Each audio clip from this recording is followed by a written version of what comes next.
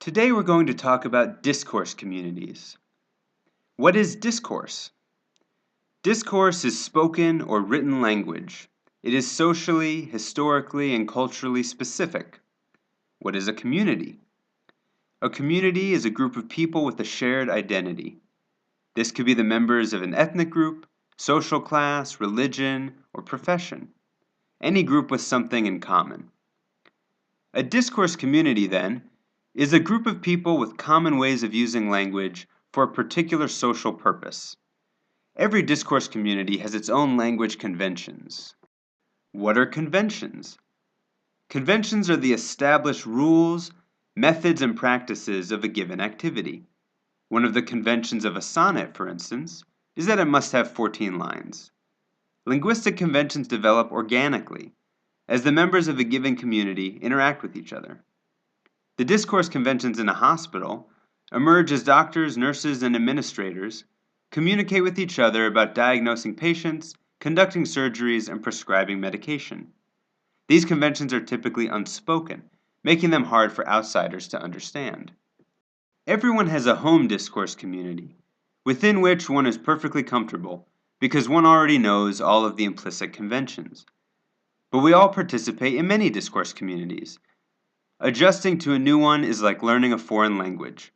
School is an example of a secondary discourse community.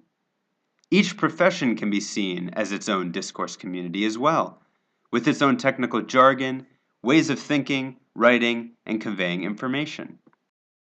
Let's take electricians and lawyers as an example. Electricians are united by their expertise in understanding how electricity can be supplied to buildings and their common purpose in using that expertise for their livelihood. They have their own technical vocabulary, including watts, volts, amps, current, wiring, and insulation. Lawyers, likewise, have their own jargon, including words like trial, jury, hearing, indictment, perjury, and so on.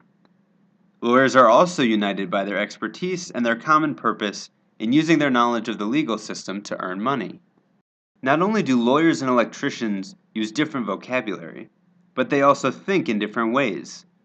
Lawyers are concerned with evidence, guilt and innocence, and the minutiae of the legal code, whereas electricians focus on the tools and material required to manipulate electric currents.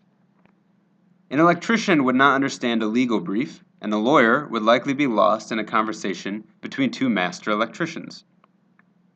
The broad categories of lawyers and electricians can be further subdivided into smaller, more specialized discourse communities. Tax attorneys, criminal prosecutors, public defenders, patent attorneys, electricians who work on smaller residential structures, and electricians who work on larger commercial properties. Even different religions and sects within those religions can be seen as different discourse communities. Take Buddhism and Christianity, for example.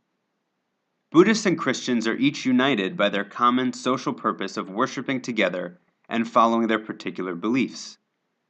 Christianity serves as a broad umbrella discourse community containing many smaller ones, such as Catholics, Baptists, Methodists, Presbyterians, Lutherans, etc. There are likewise two major versions of Buddhism, Theravada and Mahayana. Christian discourse focuses on concepts of sin and salvation, heaven and hell, whereas Buddhism speaks of karma, rebirth, enlightenment, and nirvana. While they may appear similar, heaven and nirvana are not just interchangeable words for the same idea, but fundamentally different ways of understanding the world. Although Buddhists and Christians both talk about suffering, they do so in different ways. What is the value of all this? Thinking of society as a series of overlapping discourse communities helps us better comprehend that language is always rooted in social contexts. To read, speak, and write effectively, we must understand the linguistic conventions that govern our schools and offices, our churches and mosques, and all the other discourse communities in which we live.